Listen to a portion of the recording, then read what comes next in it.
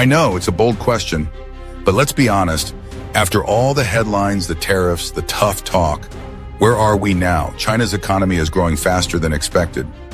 Meanwhile, American farmers are struggling, workers are still waiting for the jobs they were promised, and inflation has crept into our everyday lives like an unwelcome guest that just won't leave. When the trade war began, many believed it was a bold move to reset the balance, to bring manufacturing home, to protect American industry, and honestly, the idea had appeal. It felt like someone was finally standing up for us. But what if it was all smoke and mirrors? You see, the numbers tell a very different story. While we were bracing for impact, China was building new trade deals, finding new suppliers, and in some cases, thriving. And here at home, companies stockpiled goods, prices rose, and the people who were supposed to benefit, folks in small towns, on farms, in factories, got left behind. I'm not here to bash or praise any one politician. I'm here to ask questions we should have asked a long time ago. Was this a strategic failure or something more deliberate? A political illusion packaged as economic patriotism?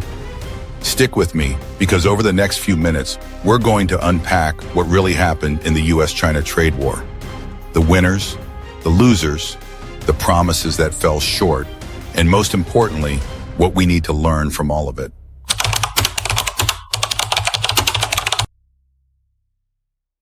Here's a question we don't ask enough. What was the plan? Because when President Trump launched the trade war with China in 2018, it didn't come with a roadmap, no clear timeline, no measurable goals, just a promise that tariffs would bring jobs back to America, that we'd win. But winning requires strategy. And here's where the gamble begins. At first glance, it looked bold, like someone was finally standing up to the world's second largest economy. But if you dig deeper, you'll find the foundation was shaky. Trump introduced sweeping tariffs, first on steel and aluminum, then on hundreds of billions of dollars in Chinese goods. The idea? Hurt China's economy enough to bring them to the negotiating table and force a better deal. But the truth is, trade wars don't work like that. If you've lived through the ups and downs of American industry, you probably remember the Smoot-Hawley Tariff Act of 1930. That one was meant to protect U.S. farmers and manufacturers during the Great Depression. Instead, it triggered retaliatory tariffs from dozens of countries, deepened the recession, and crippled exports. Sound familiar? It's not that history repeats itself, it's that we often fail to listen. Back in 2018, there were warnings. Economists, business leaders, even farmers themselves said this might backfire. But Trump's messaging was powerful. He didn't speak in policy details. He spoke in frustration, in anger, in simple promises. And for many Americans who felt abandoned by globalization, it resonated. I get it. I grew up in a town where factory closures weren't news. They were routine. So when someone finally said, "We're bringing jobs back," it felt like someone was listening. But here's the catch. Tariffs are a blunt tool. They don't target outsourcing CEOs or incentivize companies to return. They tax imports, and those taxes often get passed down to American businesses and consumers. It's like using a sledgehammer when what we needed was a scalpel. So what happened? China retaliated. Hard. They slapped tariffs on American agriculture. Targeting Trump's base. They cut deals with Brazil and Russia for soybeans and wheat. And meanwhile, the U.S. government spent billions in farm subsidies to keep people afloat. All while the jobs we were promised never showed up. It wasn't a war we were ready to win. And worse, I'm not sure it was one we fully understood. So what could have worked instead? And who really paid the price for this gamble? Let's dive into the numbers and the people next, because the economic scoreboard tells a story far more personal than we often hear.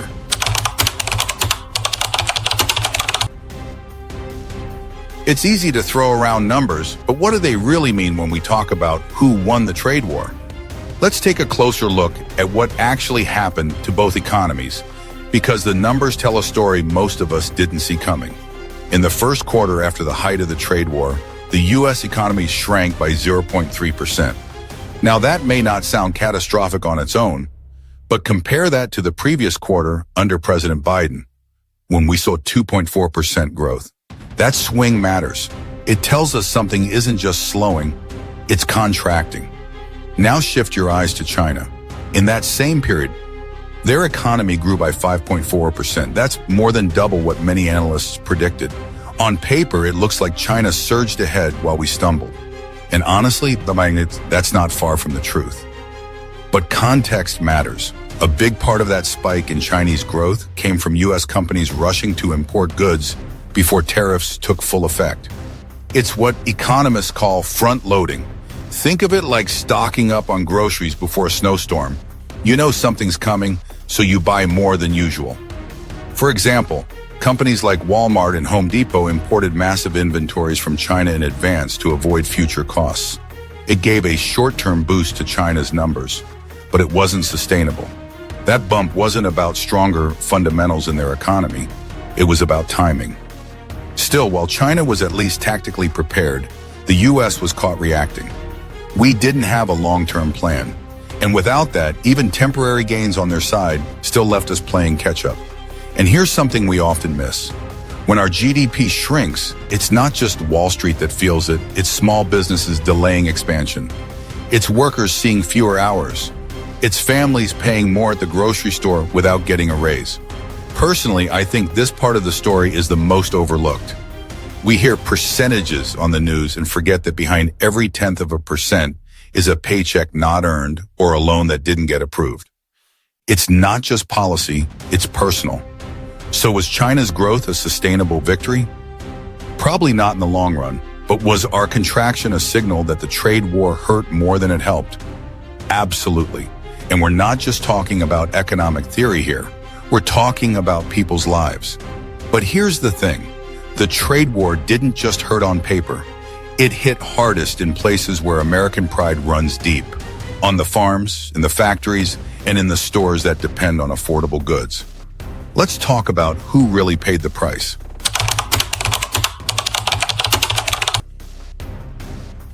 Let's pause for a second and ask the question that really matters. Who actually paid the price for this trade war? Because behind all the tariffs, press conference, and political spin were real people. People who didn't start this fight, but ended up feeling its weight every single day. Let's start with farmers. American agriculture, especially in the Midwest, was hit like a freight train. When China retaliated with tariffs of their own, they went straight for the heart of Trump's support base: soybeans, corn, pork. For years, China had been one of the largest buyers of U.S. soybeans, but after the trade war began, they turned to Brazil and Russia. Almost overnight, American farmers lost one of their biggest export markets. Take Iowa, for example. According to USDA data, soybean exports to China dropped by more than 70% in 2018 alone. That's not just a statistic. That's a season's worth of crops with nowhere to go. For some farmers, it meant going into debt. For others, it meant closing operations their families had run for generations. And then there were the workers. Remember Harley-Davidson? They didn't just take a hit from tariffs. They moved some production overseas to avoid European retaliatory tariffs that were also part of the trade war fallout. The irony? A company deeply associated with American identity felt forced to send jobs abroad because of a policy that was supposed to protect American jobs. And let's not forget the everyday consumer. The prices of imported goods, especially electronics, appliances, and clothing, rose steadily. A study from the Federal Reserve estimated that the average American household paid an additional $800 per year because of trade war-related price increases. That might not sound like much to a billionaire policymaker, but to a single parent or a retired couple on a fixed income, it matters. It means fewer groceries, fewer prescriptions filled, and fewer chances to save. I've spoken with folks in Ohio and Michigan, places where manufacturing used to be a ticket to a stable, middle-class life. They told me it wasn't just the tariffs that hurt. It was the broken promises. The idea that something big would come back, but instead things just kept getting harder. And that's what makes this so frustrating. It wasn't that people didn't want to believe in America's manufacturing comeback. It's that they trusted a plan that never existed. So the question becomes, was there ever a real intention to bring jobs home? In the next part, let's dig into the myth, the promise that manufacturing would return, and whether it was ever truly realistic in today's global economy.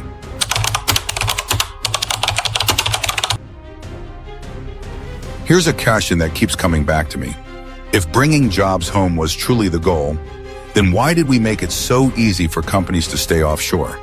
It's a fair question, and one that gets right to the heart of the trade war's biggest illusion.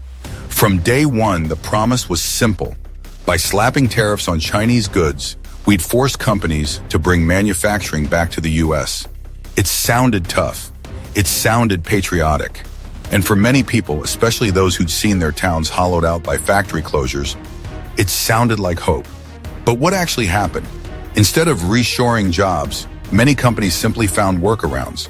Some shifted production to other low-cost countries like Vietnam or Mexico. Others absorbed the tariffs and raised prices. And still others, surprisingly, received exemptions from the very tariffs that were supposed to force them back home. Let's talk about those exemptions. During the trade war, the Trump administration handed out over 100,000 tariff exclusions to U.S. companies. That's right, 100,000. And many of them went to major corporations that had the resources to navigate Washington's bureaucracy. So while small and mid-sized businesses were bearing the full weight of the tariffs, the biggest players were often getting a free pass. Take Apple, for example. Instead of shifting production back to the U.S., they kept most of their supply chain in China and still managed to win tariff relief on key components like computer parts and phone accessories. And this wasn't unique. Many Fortune 500 companies followed suit. Now, let's be clear, reshoring is complicated. It takes time, capital, and infrastructure. But if that was the real plan, why not incentivize it directly? Why not offer tax breaks for domestic manufacturing, or invest in workforce training, or modernize supply chains here at home? Instead, what we got was more of a headline than a strategy. Personally, I think this is where many people felt the deepest sense of betrayal, not just because the jobs didn't return, but because it started to look like they were never meant to. And when you see companies getting special treatment while your community is struggling, it's hard not to feel like the system's rigged. So no, the trade war didn't deliver the renaissance in American manufacturing that was promised. It delivered uncertainty, rising costs, and a lot of political theater. But maybe the bigger question is, was there ever a serious effort to rebuild? Or was it all just a narrative? Next, let's take a closer look at what could have been done differently because there were smarter ways to fight for American jobs. We just didn't take them.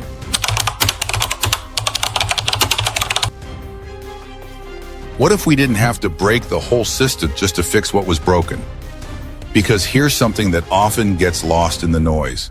There were better options, smarter, quieter, and far more effective ones than launching a sweeping trade war that hurt almost everyone on the ground. Let's rewind for a moment. Instead of targeting an entire nation with tariffs, what if we'd simply negotiated company by company, industry by industry? Think about Apple. Tim Cook met with President Trump more than once during his time in office.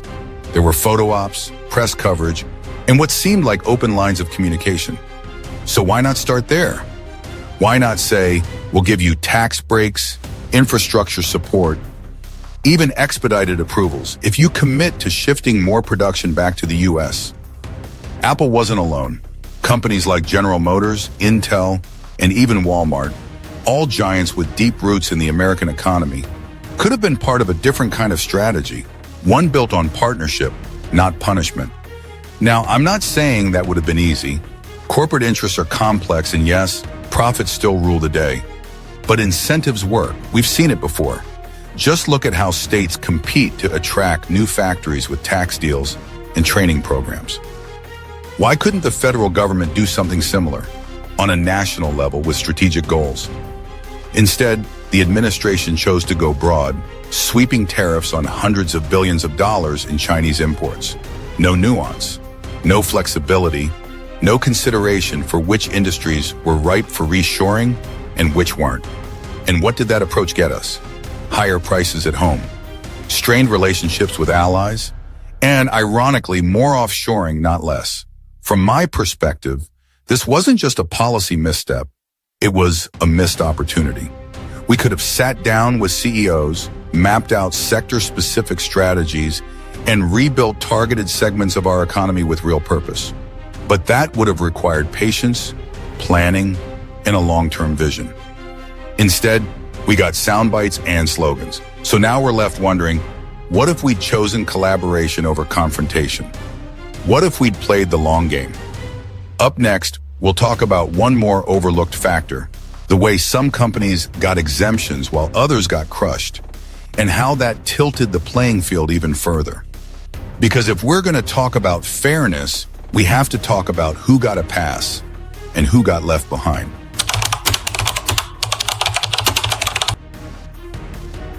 Here's something worth asking before we head any further. Have we actually learned anything from the last time this happened? Because here's the truth, this wasn't America's first trade war.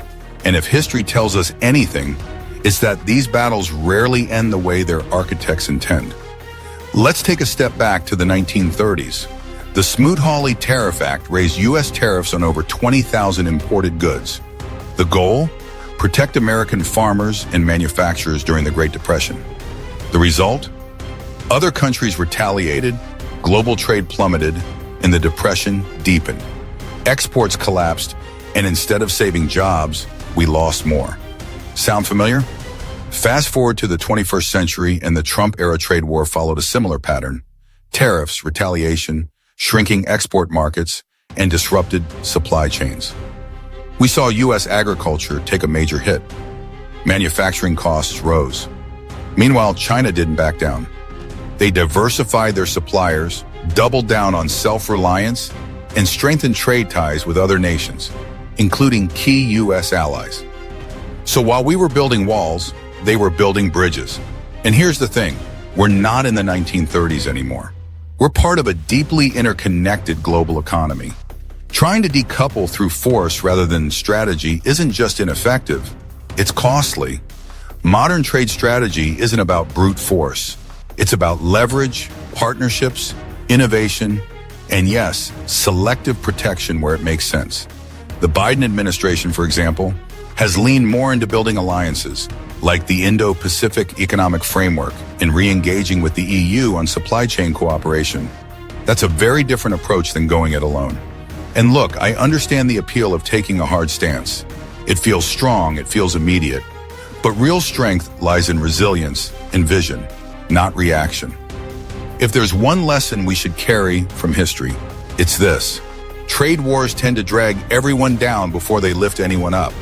And yet, here we are, decades later, they're still repeating the same mistakes under a different name. So the question becomes, are we finally ready to stop treating trade policy like a political football? Are we ready to look deeper, ask harder questions, and hold leaders accountable for short-term thinking? In the final part of this video, we'll bring everything together. We'll reflect on what this trade war has really taught us, and how we can move forward, not just politically, but as a nation that deserves better strategy, better outcomes, and better leadership.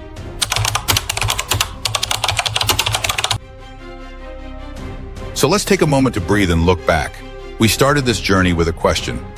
What if the trade war was never really about bringing jobs back? Now, after everything we've explored, the answer seems clearer and more unsettling. China gained ground. American farmers, workers, and entire sectors lost more than just income. They lost time, security, and trust. The tariffs didn't bring jobs back. They brought uncertainty. Companies didn't rush home. Many found clever ways to stay offshore. And the promised reshoring? Mostly smoke and mirrors. But perhaps the biggest lesson is this. When policy lacks real strategy, real people pay the price. Not politicians, not pundits, but families in Iowa, small business owners in Michigan, mothers, fathers, neighbors, people who can't afford to be collateral damage in a political gamble. We can't undo the past, but we can learn from it. Let's start asking better questions of our leaders. Let's stop cheering for blanket solutions that feel bold but hit blindly. And let's demand smarter, more focused economic policies. Ones that don't just sound tough, but actually build something better. Because trade isn't just numbers on a chart, It's about livelihoods, futures, and the kind of country we want to be.